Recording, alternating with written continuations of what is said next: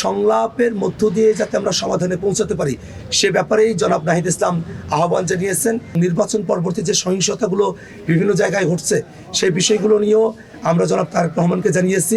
বাংলাদেশের সংস্কারের যে প্রশ্ন সেই প্রশ্নকে কিভাবে সুরাহা করা যায় এবং বিচারের যে প্রশ্ন সেই বিষয়গুলো নিয়ে আমরা নিজেদের মধ্যে কথা বলেছি। শাপলা কলি প্রতীকের একটি প্রতিচ্ছবি, একটি কাঠামো তিনি জনাব তারেক রহমানকে উপহার হিসেবে দিয়েছেন।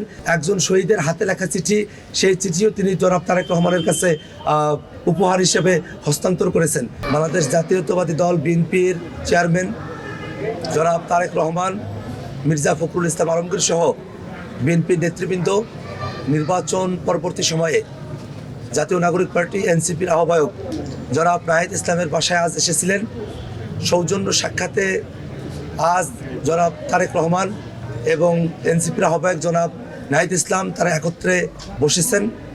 আমরা জাতীয় নাগরিক পার্টি এনসিপি যদিও নির্বাচনের ফলাফল নিয়ে কয়েকটি আসনে আমাদের প্রশ্ন রয়েছে, তথাপিও জনাব তারেক রহমান যে রাজনৈতিক সৌজন্যবোধের জায়গা থেকে জনাব নাহিদ ইসলামের সঙ্গে আজ সাক্ষাৎ এসেছিলেন, এই রাজনৈতিক সৌজন্যতা এবং তার জয়ী হয়ে আসাকে আমরা অভিনন্দন জানাই। আমরা নিজেদের মধ্যে মতভিন্নতা সত্ত্বেও কিভাবে রাজনৈতিক মতভিন্নতার বাইরে গিয়েও একত্রে দেশের জন্য কাজ করতে পারি সেই বিষয়গুলো নিয়ে আমরা কথা বলেছি।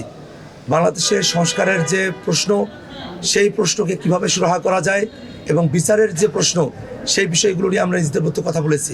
আজকে জনাব তারেক রহমান এবং জনাব নাহিদ ইসলাম বাংলাদেশ জাতীয়তাবাদী দল বিএনপি এবং জাতীয় নাগরিক পার্টি এনসিপির মধ্যকার আজকের এই নির্বাচন পরবর্তী সৌজন্যমূলক সাক্ষাৎ বাংলাদেশের রাজনৈতিক সংস্কৃতিতে একটা পরিবর্তনের আভাস আমাদেরকে দেয়। আমরা মনে প্রাণে চাই এই বাংলাদেশ রাষ্ট্রে আমাদের রাজনৈতিক মতভিন্নতা থাকবে, রাজনৈতিক কর্মসূচি আলাদা হবে, রাজনৈতিক বক্তব্য আলাদা হবে, কিন্তু দেশের প্রশ্নে বাংলাদেশের সকল রাজনৈতিক দল আমরা একত্রিত থেকে একসাথে আমরা বাংলাদেশের প্রশ্নে আমরা সিদ্ধান্তগুলো গ্রহণ করতে পারবো। সে ধরনের একটা পরিবেশ বাংলাদেশে অটুট থাকবে, সেটাই আমাদের প্রত্যাশার জায়গা। সম্মানিত সাংবাদিক বন্ধুগণ, এই দেশটাকে এগিয়ে নিয়ে যাওয়ার জন্য কৃষিক্ষেত্র, শিক্ষা, শিল্প, বাণিজ্য এবং অন্যান্য যে বিষয়গুলো রয়েছে সেই বিষয়গুলোতে আমরা কিভাবে পারস্পরিক সম্পর্কের ভিত্তিতে পলিসি ডায়ালগের মধ্য দিয়ে বাংলাদেশ রাষ্ট্রটিকে সামনের দিকে অগ্রসর করতে পারি সেই বিষয়গুলো নিয়ে আমাদের কথা হয়েছে। এবং নির্বাচন পরবর্তী যে সহিংসতাগুলো বিভিন্ন জায়গায় ঘটছে সেই বিষয়গুলো নিয়েও আমরা জনাব তারেক রহমানকে জানিয়েছি এবং তাদের দলের তরফ থেকে সেই বিষয়গুলোতে ব্যবস্থা গ্রহণ করা হবে বলে মির্জা ফখরুল ইসলাম সাহেব তিনি আমাদেরকে আশ্বস্ত করেছেন। এছাড়াও 24-এর অভ্যুত্থানের সময়টাতে যারা জীবন দিয়েছেন, যাদের অঙ্গহানি হয়েছে, সেই সব বীর শহীদান এবং সেই সব আমাদের যারা বীর গাজীরা আছেন তাদের যথোপযুক্ত তাদের পুনর্বাসনের পরিবার এবং তাদের পুনর্বাসনের বিষয় নিয়ে আমরা তাদের সঙ্গে কথা বলেছি। 24-এর অভ্যুত্থানের বিষয়ে আমরা জনাব তারেক রহমানের সঙ্গে আমাদের কথা হয়েছে। এর বাইরে গিয়েও আমরা জাতীয় নাগরিক পার্টি এনসিপির আহ্বায়ক জনাব নাহিদ ইসলাম ফুলের তোড়া দিয়ে জনাব তারেক রহমানকে, মির্জা ফখরুল ইসলাম আলমগীর সহ বিএনপির যারা নেতৃবৃন্দ আছেন তাদেরকে তিনি স্বাগত জানিয়েছেন। আমাদের যে প্রতীক শাপলা কলি, সেই শাপলা কলি প্রতীকের একটি প্রতিচ্ছবি, একটি কাঠামো তিনি জনাব তারেক রহমানকে উপহার হিসেবে দিয়েছেন এবং 24-এর অভ্যুত্থানের সময়টাতে একজন শহীদের হাতে লেখা চিঠি, সেই চিঠিও তিনি জনাব তারেক রহমানের কাছে উপহার হিসেবে হস্তান্তর করেছেন।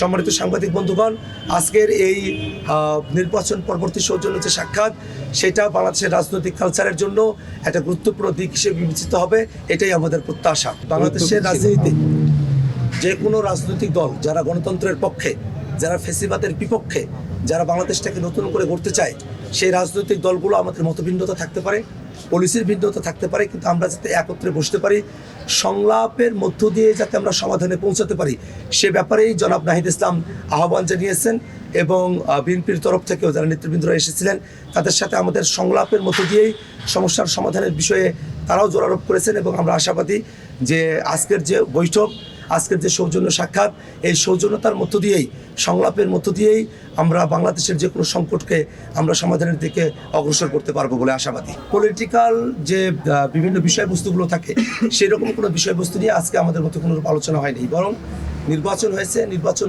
পরবর্তী সময়ে যারা জয়ী দল আছেন এবং যারা বিরোধী দল হিসেবে যারা ফাংশন করবেন তাদের মধ্যকার একটা সম্পর্কের সূচনা হিসেবে আজকে এই সৌজন্য সাক্ষাৎ আমরা বসেছি।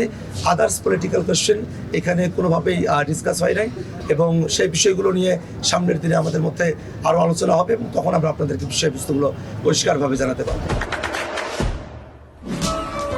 দেশে দেশে সবার সাথে দ্য নিউজ।